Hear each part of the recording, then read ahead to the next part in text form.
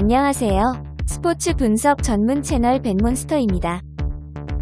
벤몬스터가 추천하는 상세한 조합픽과 더 많은 분석픽은 영상 하단 소개글에 더 많은 벤몬스터 분석픽 보러 가기를 클릭해주세요. 1월 15일 네덜란드 에르디비시 트벤테 대 아약스 경기 분석. 트벤테는 직전 경기 1대4 승리로 분위기 반전에 성공했다.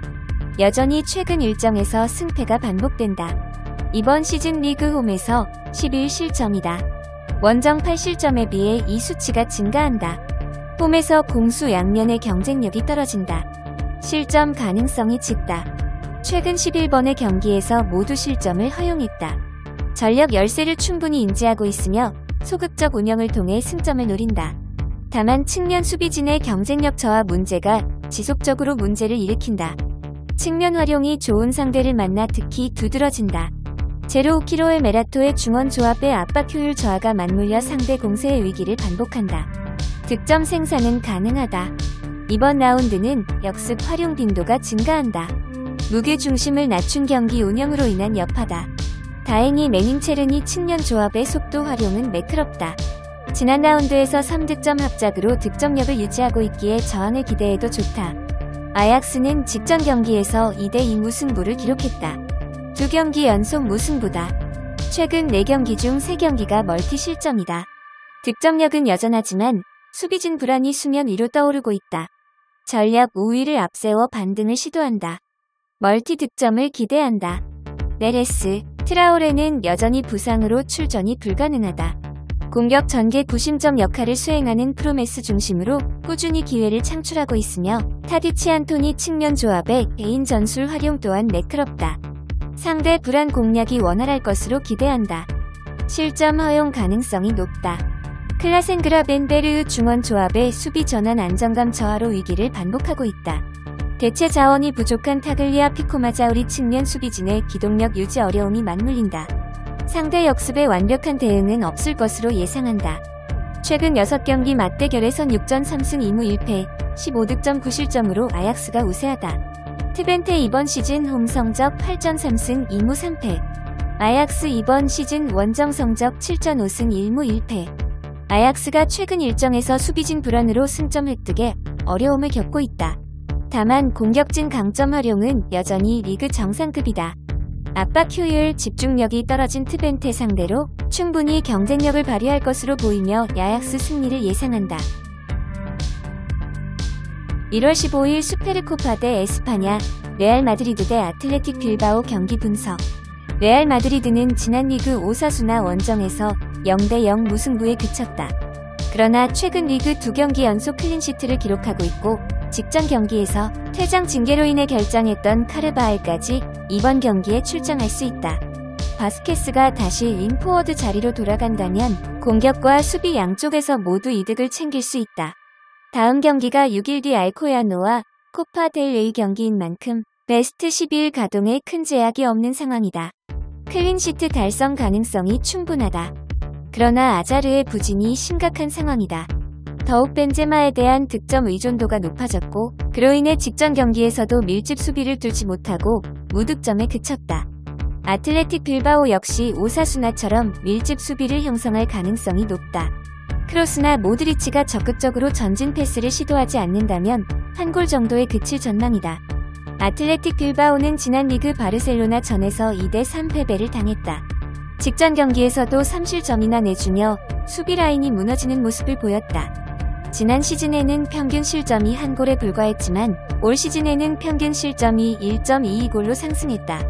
포백의 수비력에는 큰 문제가 없지만 디 가르시아, 베스가, 벤세도르 같은 수비형 미드필더들이 전혀 경기에 영향력을 주지 못하고 있다. 중원 싸움에서 밀리며 실점을 내줄 가능성이 높다. 그나마 다행인 점은 최근 윌리엄스와 무니아인의 골 감각이 나쁘지 않다는 것이다.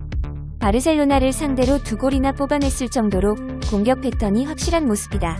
레알 마드리드가 완전체 수비 라인을 구축할 것이 유력하지만 한 골 정도는 기대하기 충분하다. 최근 6경기 맞대결에선 6전 3승 3무, 9득점 3실점으로 레알 마드리드가 우세하다. 레알 마드리드 올 시즌 홈 성적 8전 6승 2패.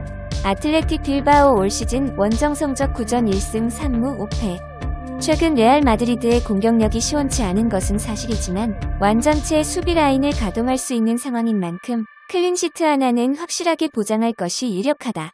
아틀레틱 빌바오는 최근 공격력이 날카로운 편이지만 수비 라인이 급격하게 무너지는 모습을 보이고 있다. 2.5언더에 그치더라도 레알 마드리드가 한 골 정도는 뽑아낼 가능성이 충분하다. 레알 마드리드의 승리를 예상한다. 1월 15일 잉글랜드 프리미어리그 아스날 대 크리스탈 팰리스 경기 분석. 아스날은 4연승을 기록 중이다. 경기 내용도 좋다. 모든 경기에서 멀티 득점을 기록했으며 이 기간 동안 단 1실점만을 허용했을 뿐이다. 다만 직전 뉴캐슬과의 FA컵 일정에서는 120분 연장 혈투를 벌였다는 점은 변수다. 가용할 수 있는 대부분의 주력 옵션들이 직전 일정에 활용됐다는 점을 인지해야 할 것.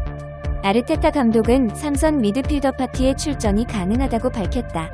서두른 감이 없진 않지만 본 일정에서의 출전에 무리가 없다는 뜻을 확실히 알렸다.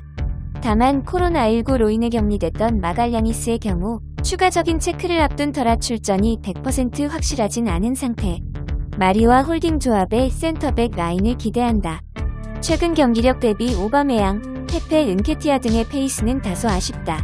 다만 라카제트의 페이스가 무척 좋다. 직전 일정에서는 단 15분 정도의 출전만을 했을 뿐이다. 크리스탈 팰리스의 좁은 배후 공간을 공략할 천병들의 페이스가 다소 아쉽지만 그래도 묵직한 한 방을 가진 라카제트의 폼이 살아있다는 점은 긍정적인 요소다. 크리스탈 팰리스는 기대했던 울버햄튼과의 격돌에서 석패를 당했다. 이번에도 부상 악재가 연출됐다. 센터백 축 사코가 부상을 당한 것. 가뜩이나 케이힐, 단 등 주력 센터백들의 줄 부상이 아쉬웠다. 수비 안정감은 더 떨어질 수밖에 없을 것.